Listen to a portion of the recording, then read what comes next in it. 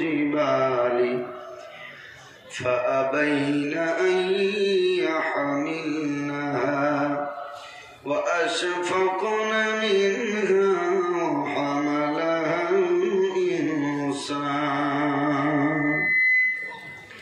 إنه كان ظلوما جهولا وقال النبي صلى الله عليه وسلم الماهر بالقرآن مع السفرة الكرام البررة والذي يقرأ القرآن ويتتعتع فيه وهو عليه شاق له أجران إن الله وملائكته يصلون على النبي يا أيها الذين آمنوا صلوا عليه وسلموا تسليما اللهم صل على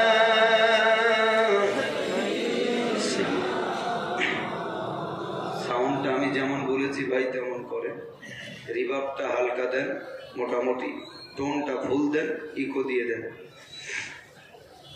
সাল্লাল্লাহু আলাইহি ওয়াসাল্লাম আমি যদি আরো হতাম সোনার মদিনা আমি যদি আরো হতাম সোনার মদিনা চুমে কদম ধন্য হতাম ঘুচত মনের যন্ত্রণা আল্লাহুম্মা সাল্লি আলা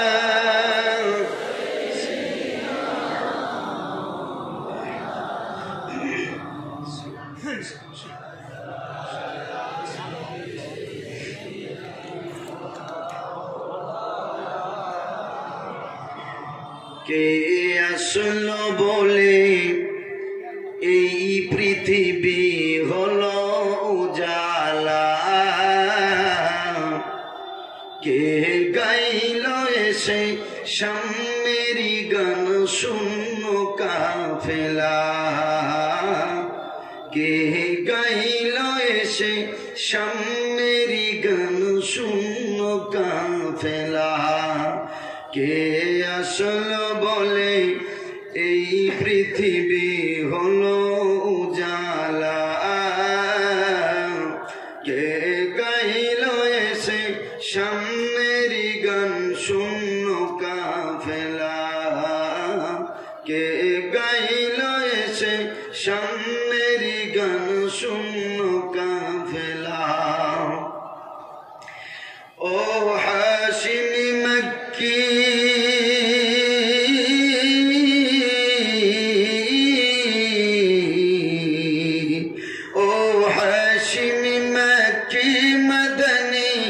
शाहे मदीना ओ नूरे नबी नूर मदीना ओ नूरे नबी नूर मदीना ओ नूर मदीना अल्लाहर फरमाने अलम नशरह लक सदरा করলেন বয়ান দেখো কোরআন ওয়ারফা'না লাকা যিকরা আল্লাহর ফরমানে আলম নশরহ লাকা সদরা করলেন বয়ান দেখো কোরআন ওয়ারফা'না লাকা যিকরুক সেই রাসূলে আরবী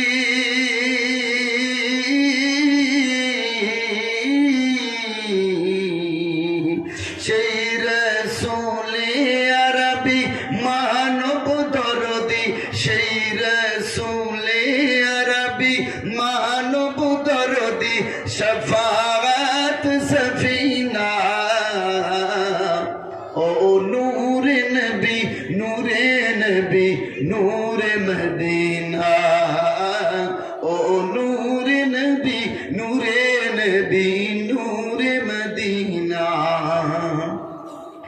আহমদ মুহাম্মদ যিনি আখেরি নবী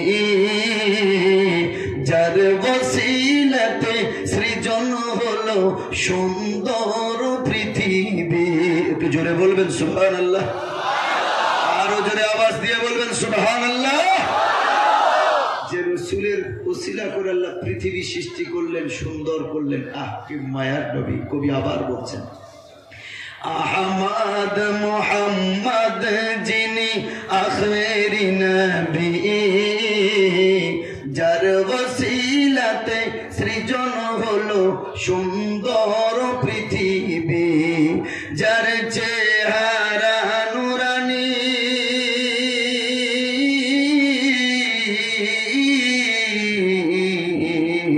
যার চেহারা নুরানি দেখে রবি যার চেহারা নুরানি দেখে রবি হয়ে যায় নবীর দিওয়ানা ও নূরে নবী নূরে নবী নূরে মদিনা ও নূরে নবী নূরে নবী নূরে মদিনা কে আসলো বলে এই পৃথিবী হলো উজালা কে গাইল এসে সামনের গান শূন্য কাফেলা ও হাশিমি মক্কি মদনী শাহে মদিনা ও নূরে নবী নূরে নবী নূরে মদিনা ও নূরে নবী নূরে নবী নূরে মদিনা ও নূরে মদিনা। সকলে বলি সাল্লাল্লাহু আলাইহি ওয়াসাল্লাম। আমার ভাই বক্সে ইকো নাই, মাইকে ইকো থেকে কি হবে? গজল কেরাত বলতে গেলে ইকো না হলে কষ্ট হয়। সর্বপ্রথম আমার সর্বপ্রকার স্তব স্তুতি প্রশংসা উপাসনা আরাধনা বন্দনা নিবেদন করি ভূত পবিত্র আল্লাহ সুবহানাহু ওয়া তাআলার জন্য, যিনি আদি অনন্ত চিরস্থায়ী চিরঞ্জীব, যিনি অজর অমর অক্ষয় অব্যয়, যিনি জলে স্থলে অনুতে পরমাণুতে খেসরে ভূসরে আসমান ও জমিনে পৃথিবীর সর্বত্রে যে আল্লাহ তাআলা ইলমান ও কুদরতান বিরাজমান, সেই মহান গরিয়ান সর্বশক্তিমান ভূত পবিত্র আল্লাহ সুবহানাহু ওয়া তাআলা, যিনি আমাদেরকে এতিমখানার উন্নতি প্রকল্পে এই জলসার ময়দানে সারা দিনের সমস্ত কাজ থেকে ফারাগাত করিয়ে নিয়ে এই পবিত্র মাহফিলে কোরআন ও হাদিসের মাহফিলে কোরআন ও সুন্নাহর মাহফিলে আল্লাহ তাআলা বসার বলার শোনার তৌফিক দান করেছেন। আমরা সেই আল্লাহ তাআলার জন্য শুকরিয়া জ্ঞাপন করি, বলি আলহামদুলিল্লাহ। তারপরে জানাই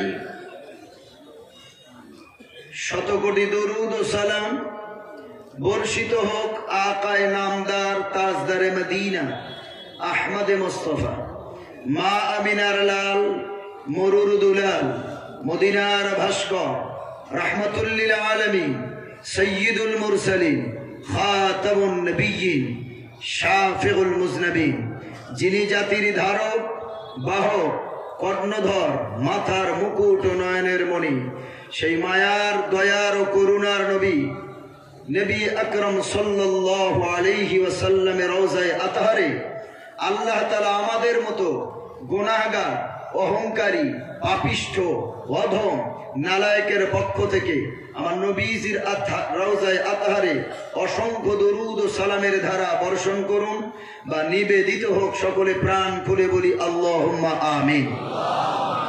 কথা মানে হলো লতা, যত বাড়াবেন তত বাড়বে, কথা বলে শেষ করা যায় না।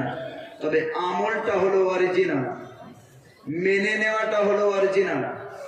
জীবনে তো বহু ওয়াজ মাহফিল, বহু জলসা, বহু মিলাদ, অনেক কিছু শুনেছেন। পরিবর্তন যদি না হয় তো সারা জীবন দুই কান দিয়ে শুনেও কোনো লাভ হবে না।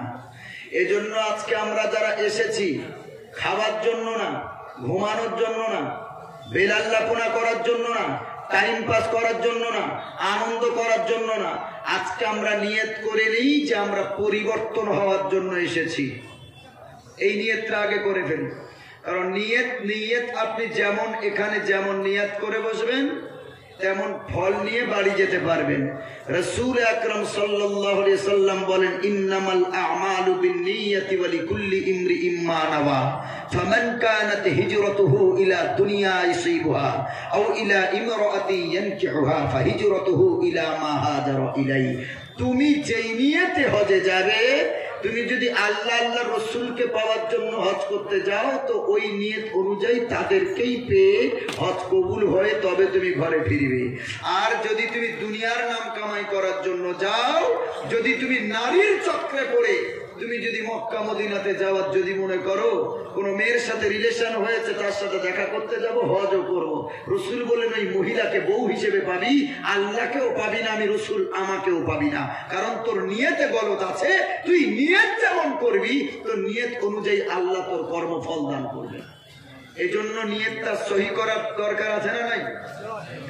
আজকে যারাই আমরা এসেছি নিয়ত পরিশুদ্ধ করে নেব যে আল্লাহ যা শুনবো আখেরি মোনাজাত পর্যন্ত প্রতিটা কোরআন হাদিসের কথাগুলি আমল যেন করতে পারি, সেই তাকাত তুমি দান করো।